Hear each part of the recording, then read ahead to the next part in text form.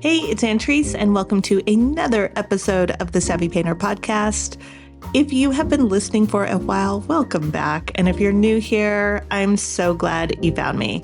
Savvy Painter is the podcast for artists who want practical, tactical tips to create a meaningful art practice that is both fulfilling and supports you. So let's play for a second. Imagine that you are standing at your easel, mixing a slightly unconventional shade of turquoise or something, when all of a sudden sirens blare, spotlights flash, and the SWAT team of beret-wearing art police burst through your studio door saying, "Step away from the brushes." Is that the most absurd thing you can imagine? It is to me, but I swear I think a lot of artists really believe that there are some sort of art police that will come and take away their brushes if they are not doing things, quote unquote, correctly. So in today's episode, we're going to dismantle the myth that there is a right way to create, show, or sell your art, and that some invisible authority is just waiting to catch you in the act of artistic imperfection. I know it sounds crazy, but I have been in that crazy land where I'm just like, oh my God, I'm doing it wrong. Oh my God, can I do this? I don't know. So let's talk about this because this comes up so often in my conversations with artists in the Savvy Painter community and just seriously all over the place. I see it everywhere. It's usually pretty subtle, kind of undercover, and then sometimes it's just blatant.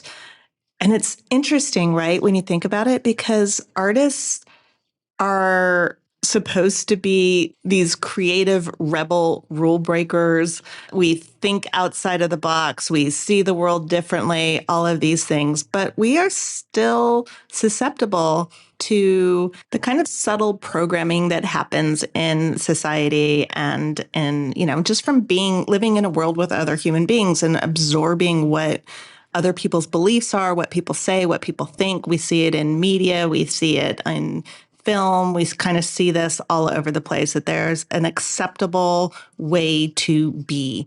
So it's kind of interesting that on the one side we are the rebel rule breakers, but on the other side, from what I see in my experience, we are also very prone to being absolute rule followers. And I just want to point it out to you in the hopes that maybe your inner rebel will be like, wait a minute, that snuck in. Absolutely not. So let's play with this idea a little bit today. And I'm going to purposely make it absurd. That's why I wanted to kind of kick it off with this idea of the SWAT team breaking through your studio windows to take away your brushes. I mean, just imagine this art police as a secret society of like these, I don't know, I see it almost like a cartoon, like with big mustaches, and they're just twirling their mustaches and like looking through a monocle and hiding in your closet, waiting for the moment that you don't do the lay-in correctly or that you choose a wrong color. And then they're going to pounce on you and come out and wag their fingers and pull out a notebook with all the infractions that you've ever made and take away your canvases. It's just so silly. And so I kind of want you to really picture this idea of whatever it looks for you, like make it a cartoon, make it absurd, make it just absolutely ridiculous. This idea that there are these rules that we are supposed to follow and that there are severe and irreversible consequences for breaking a rule. Sounds scary, right? And here's the thing. If there is a part of you that believes this, A, you're holding yourself back, but B, it's kind of intimidating, right? To believe that somebody's watching you. It's like this big brother aspect of somebody watching you and just waiting to pounce when you make a wrong move. I mean, that just sounds like it would completely stifle any and all creativity. And listen, I have had this exact same thing happen with me. So if you catch yourself while you're listening to this episode thinking, oh my gosh, that's me, what am I doing? Don't worry, we all do it. That's why we're talking about it. I mean, I see this come up with artists who are self-taught. They think that there is something that everybody else who went to art school learned that they didn't, and that there is something that they're doing wrong and that everybody will see. It's like this vague fear almost of that there is a rule book somewhere that they don't have access to, and they're desperately trying to follow the rules. And I see it with people who have degrees in art, who have BFAs and MFAs, and they're thinking that they have to do things in exactly a very specific way. I remember saying this. I want to say that it was Gary Larson and The Far Side, but I cannot swear to that. So I'm officially starting an internet rumor right now. If anyone knows this cartoon, recognizes it, please send it to me. I would love to see it because it was so funny. It's basically there's an artist. He's at the gates of heaven, and St. Peter looks at him and says, well, I can see here that you were in several life drawing classes and you didn't do a proper lay-in. So I'm sorry, you cannot come in.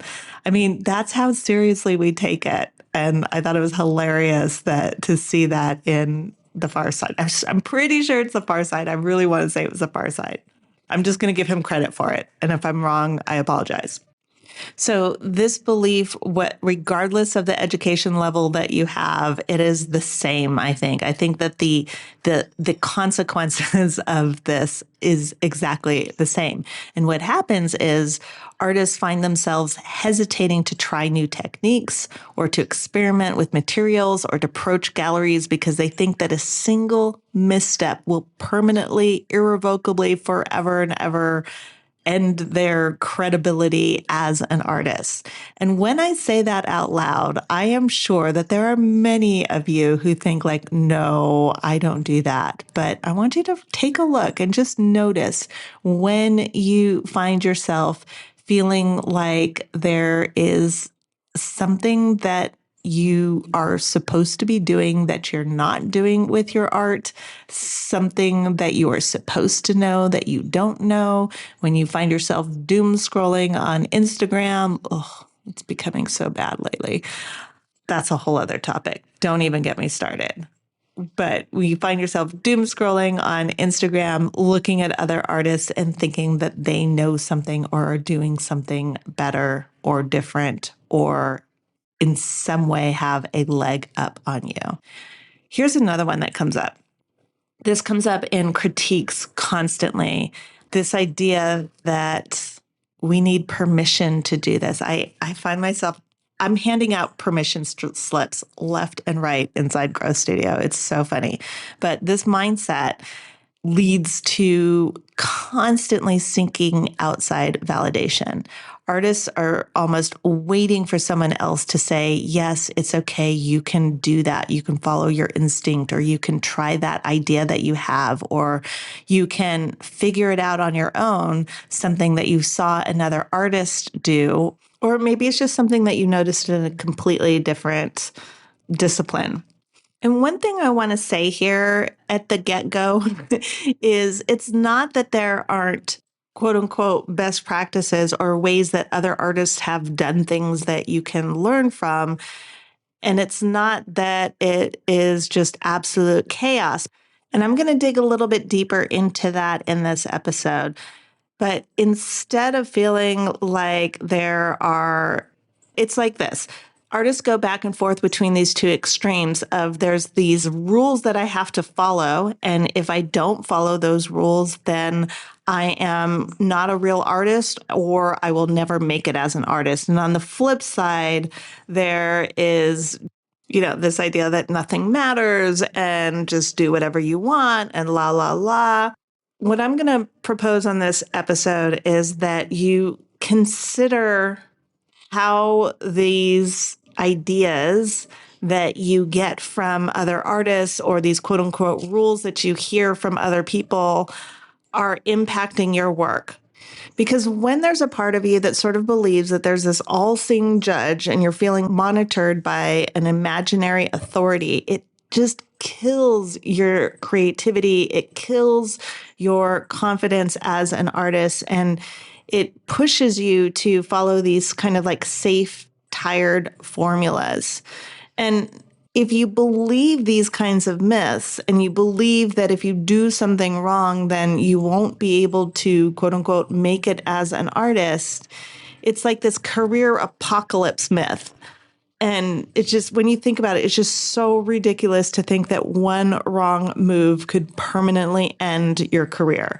When in reality, we are constantly evolving. We are constantly growing. We are constantly shifting our styles, and we are trying things out, and we are having ideas and seeing if they work. And then, having the having the Bob Ross happy accidents and discovering something that we never thought, we never ever would have thought of if we hadn't tried that experiments. And so when we believe that there are these art police, we're not willing to do all those things because God forbid you make a mistake in your art.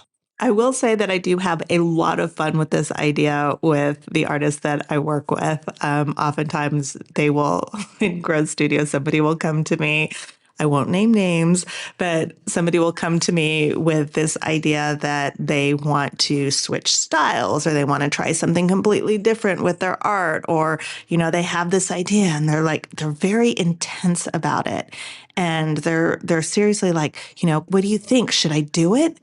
And is it okay if I do that? And I look at them really seriously and I'm like, well, that on page 375, I can see in the artist handbook that this artist specifically is prohibited from trying that method or switching that event. And it says right here in paragraph B12, la, la, la, la, la. And I just read them the most ridiculous thing, because what I really want you to just start to notice is how silly it is, and allow yourself to have fun with this idea, because it takes all of the steam out of it. So yes, what I'm saying is there are no rules.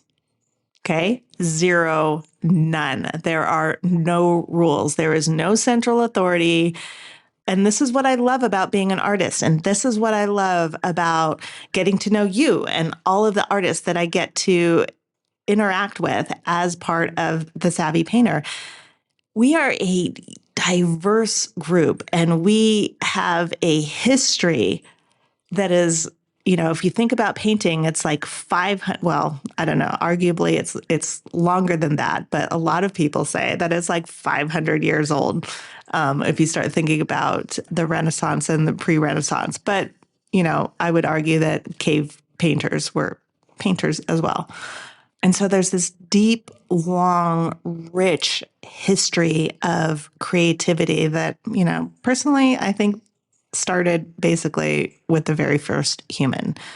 And I often wonder if the reason why artists are considered rule breakers is because they start to recognize that there are no rules. And so they follow their own ideas and they follow their own vision. And this is a beautiful thing. And if we are not consistently pushing our own boundaries and doing things where exposing ourselves to risk in our artwork, then we're not going to make any mistakes. And this is another thing that I think is so interesting in how we tend to think as artists. It's like, philosophically or intellectually, we know that, mistakes are good. Like Bob Ross has done a good job of teaching all of us that there's happy mistakes and we have these happy trees and all of that stuff. And we know intellectually that mistakes are often stepping stones. And yet a lot of artists will get really distressed when they make a mistake in their work. And so we kind of simultaneously want everything to turn out beautifully, but we want the benefits of having made a mistake. We just don't want to experience the mistake. So I want you to really think about that, because it's just, we're human beings and we have all of these contradictions. So just think about that one for a second, that we intellectually know that mistakes more often than not, will lead us to innovation and creativity. And yet, We get upset when we make mistakes. And yet when we make a mistake, we think that we make it mean that we are not okay as artists, that there's something wrong with what we did or how we did it. So I just want you to start to notice that and notice what happens if you let go of that whole idea and really embrace. And this is becoming such a cliche, this idea that like mistakes are your friend and fail forward and all these things that we keep hearing more and more often. But I like to really dig into that because it's so easy to say, right? And I'm sure you say it. And I'm sure if somebody walked up to you and said, like, is it okay for artists to make mistakes? You would kind of instinctively say, well, yes, of course, because that's how we learn and that's how we innovate. And a lot of times, like the thing that I love the most about a painting was something that was actually a mistake and I could not have planned it. And it just came out and it was just amazing and all of these things, right? And yet, when we're standing in front of the canvas and we're making our marks, and a mark doesn't turn out the way that we want it to, more often than not, we will see that as a negative.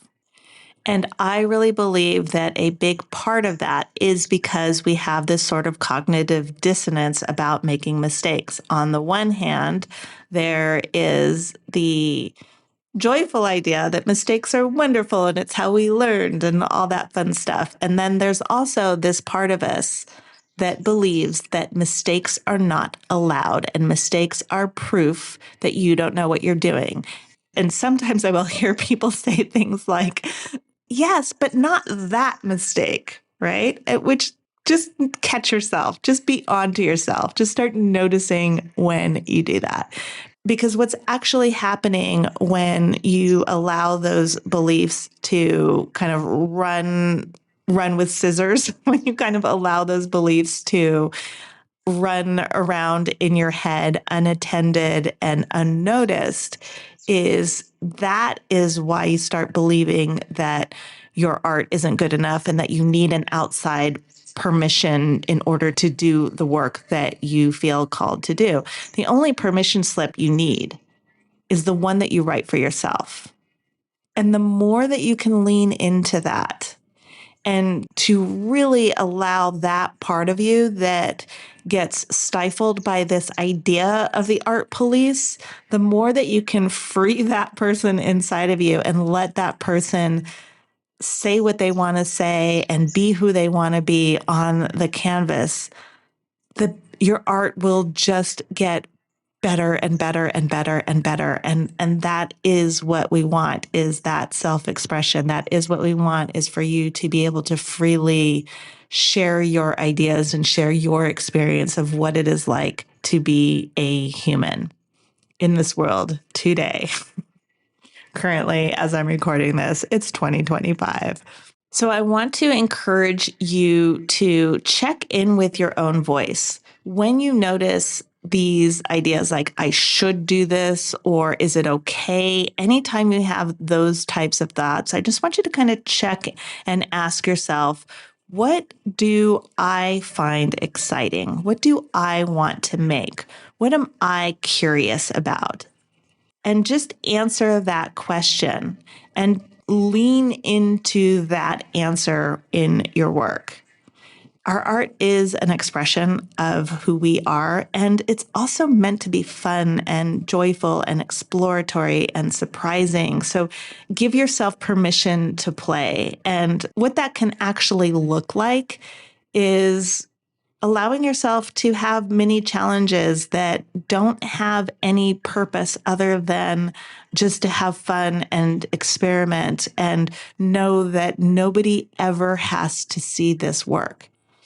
Some of my favorites, and I've probably mentioned this before on the podcast, but these are my absolute favorite ways to introduce this playfulness and experimentation and allow that inner voice of mine to come out and play. That's the way I literally think about it. I'm inviting this voice inside of myself to come out and play, is to paint with your non-dominant hand, or mix the non-conventional turquoise, right? Mix unusual colors or invent a personal symbol system that you start to incorporate into your work.